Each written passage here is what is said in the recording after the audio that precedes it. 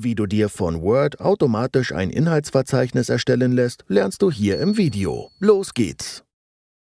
Zuerst musst du dein Dokument vorbereiten. Word verwendet nämlich für das automatische Inhaltsverzeichnis die Überschriften aus deinem Text.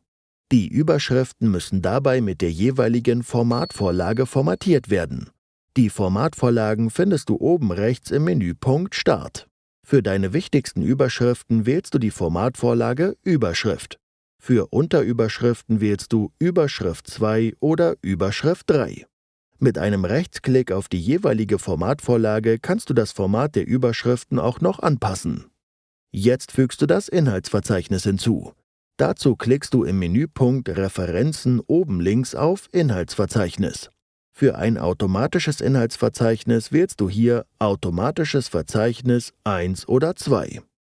Wenn du lieber ein manuelles Inhaltsverzeichnis einfügen möchtest, kannst du das erst noch über den Menüpunkt Benutzerdefiniertes Inhaltsverzeichnis anpassen. Ansonsten gibt dir Word einfach ein Standardverzeichnis vor. Dafür klickst du auf Manuelles Verzeichnis. Das Inhaltsverzeichnis wird dabei immer an die Stelle deines Cursors gesetzt. Achtung! Das automatische Inhaltsverzeichnis aktualisiert sich nicht von selbst. Wenn du später noch Änderungen in deinem Dokument gemacht hast, musst du einen Rechtsklick auf dein Inhaltsverzeichnis machen und Felder aktualisieren wählen.